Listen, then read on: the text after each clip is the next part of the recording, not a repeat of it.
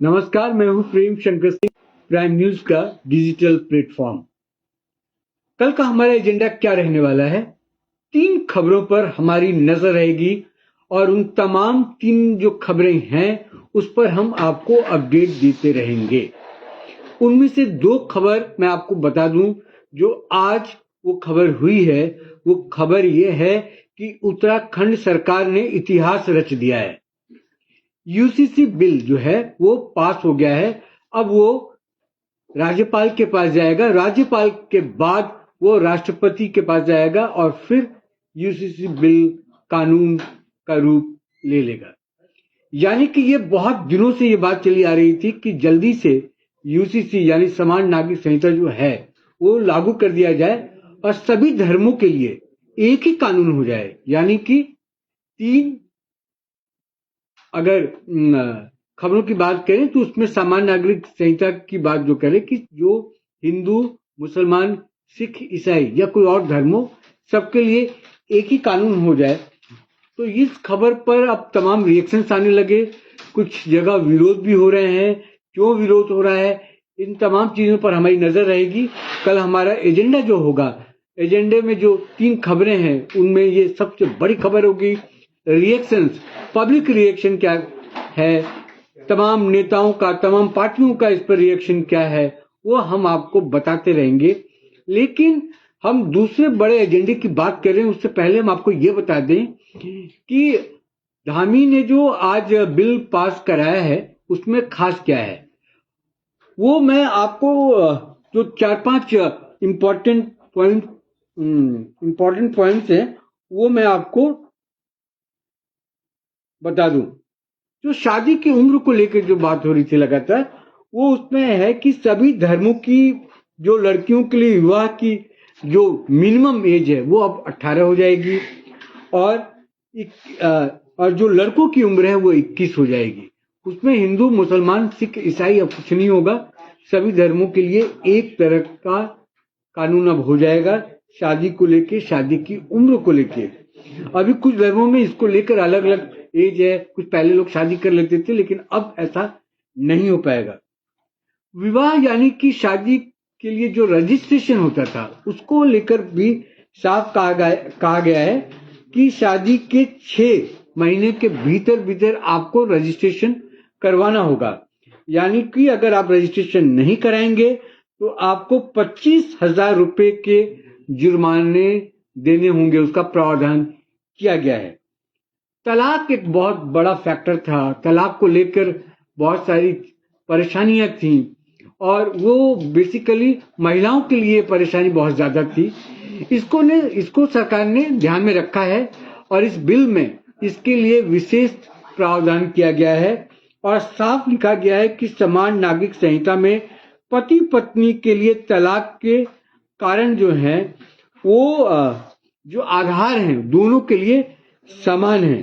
अभी पति जिस आधार पर तलाक ले सकता है उसी आधार पर अब पत्नी भी तलाक ले सकती है। आगे अगर हम बढ़े तो बहु विवाह को लेकर भी इस बिल में साफ तौर से कहा गया है और खासकर ये जो बिल है वो जो रूढ़िवादी जो चीजें चली आ रही थी, रूढ़िवादी जो मानसिकता के लोग हैं और जो परंपराएं चली आ रही थी उसको खत्म करने के लिए एक कदम इसको बढ़ाया गया है। अभी उत्तराखंड में है, बाकी देश में भी हो जाएगा और इस बात के लिए वकालत भी करती है लगातार बीजेपी कि एक देश और एक कानून होना चाहिए।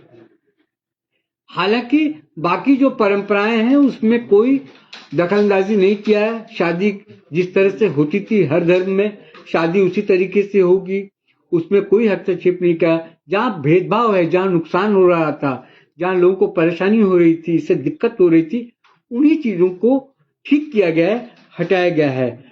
तो मैं बहु विवाह की बात कर रहा था। पति या पत्नी के रहते दूसरी शादी यानी बहु विवाह यानी दूसरी शादी पर सख्ती है। और अगर हम जो एक्सपर्ट के हिसाब से अगर हम बात करें तो उन्होंने कहा कि अभी मुस्लिम पर्सनल लॉ में बहु विवाह करने की छूट है, लेकिन अन्य धर्मों में एक पति पत्नी का नियम बहुत कड़ाई से लागू है।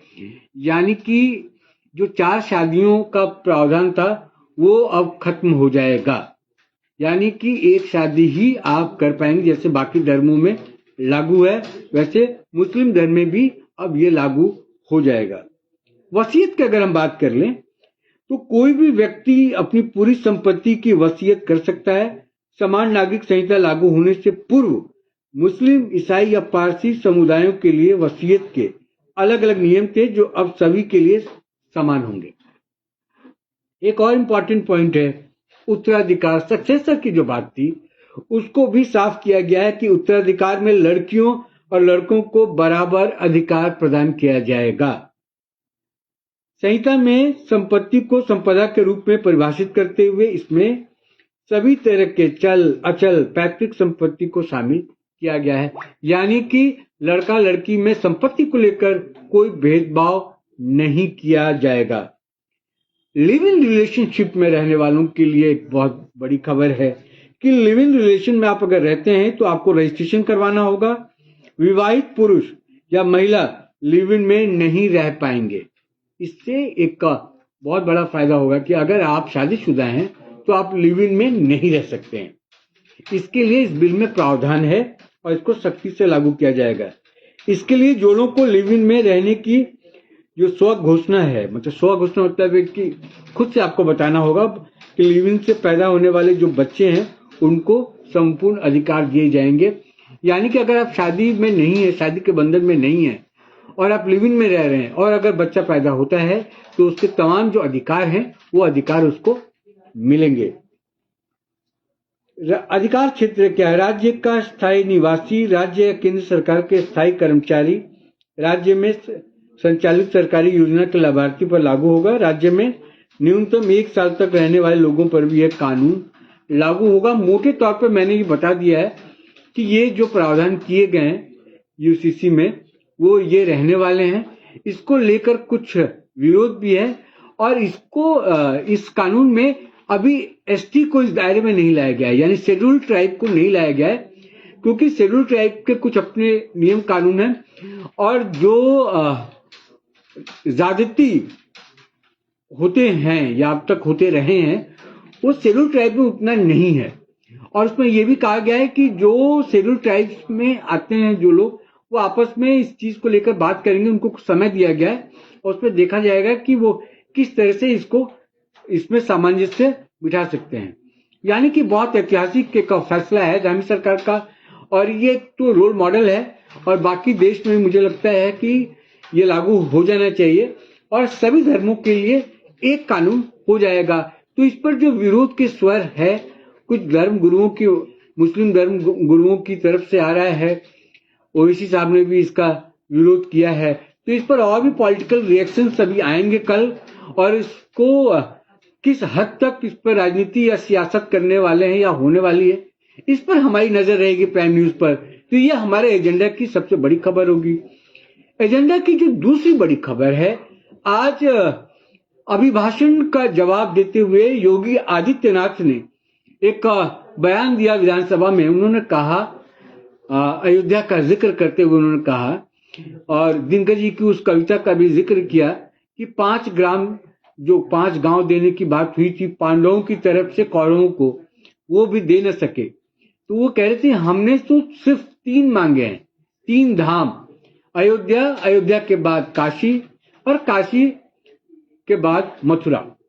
यानी कि राम का जो जन्मभूमि है वो अयोध्या, कृष्ण के जो जन्मभूमि है वो मथुरा है और जो काशी है भगवान शिव का जो लिंग का पूजा होता है, शिवलिंग जो है उसके लिए, बाकी रखो धरती तमाम।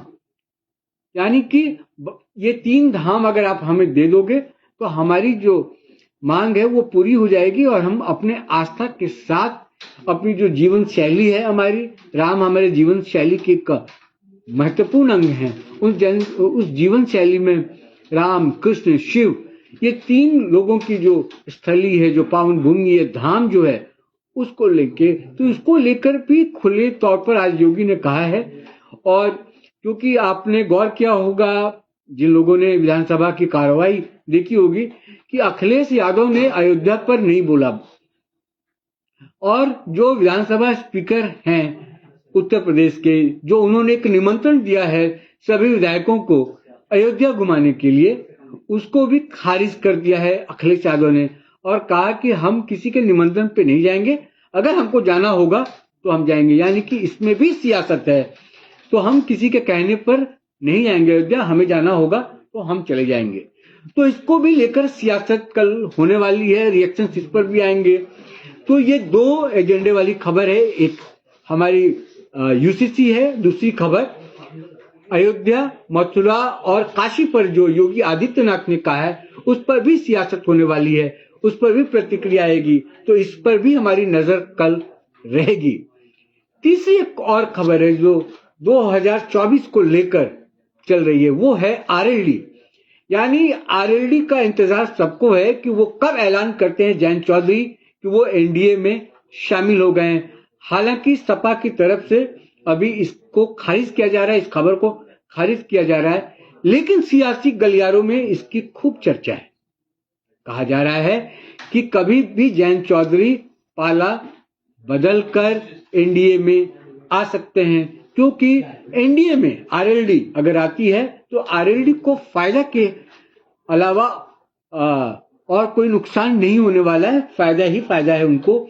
क्यों है, मैं एक डाटा देता हूं कि पश्चिमी यूपी की राजनीति जो है उसमें 2019 के चुनाव को ही सिर्फ हम अगर ले लें तो उसमें आरएलडी का जो प्रदर्शन था बहुत खराब था।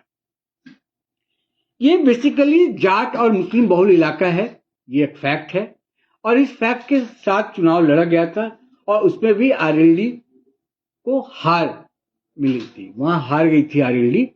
और 27 सीट जो है वो जाटलैंड में है, और 27 सीटों में मुस्लिम होने के बावजूद, जाट वहां पर ज्यादा वोटर होने के बावजूद बीजेपी 27 में से 19 सीटें अपने खाते में लेकर आई थी। आरएलडी को एक भी सीट नहीं मिली थी वहां पर, और जो बाकी जो सीटें बची थी वो 8 सीटें, उसमें 4 सपा और 4 बसपा के खाते में आई थी। तो आरएलडी को लगता है, आरएलडी को भी लगता है, मुझे भी लगता है कि इस बार अगर 2024 में अगर बीजेपी के साथ चुनाव लड़ेगी, क्योंकि जाट वोट बैंक जो है वो हमेशा बीजेपी के साथ रहा है, क्योंकि किसान आंदोलन के बाद भी ऐसा माना जा रहा था कि 2022 के विधानसभा चुनाव में क्या किसानों का समर्थन मिलेगा या नहीं मिलेगा, लेकिन चुनाव परिणाम जब आए तो ऐसा कहीं नहीं दिखा कि जाट नाराज हैं और जाटों का वोट बीजेपी को नहीं मिला। यानी कि इस ममता बनर्जी और नीतीश कुमार के बाद में बार बार कह रहा हूं, जो गठबंधन में टूट लगातार दिखने को मिल रहा है वो आरएलडी पर अब आके टिका हुआ है कि आरएलडी क्या करती है, और इस पर भी हमारी नजर रहेगी। यानी कि ये 3 खबरें होंगी जिस पर प्राइम न्यूज अपना पूरा नजर बनाए हुआ है और कल भी रखेगा, और इनसे जुड़ी तमाम अपडेट्स आप तक पहुंचाएगा। फिलहाल के लिए आज इतना ही, लेकिन प्राइम न्यूज का कल का एजेंडा हमने आपको बता दिया है, तो आप जुड़े रहिएगा प्राइम न्यूज के साथ। नमस्कार।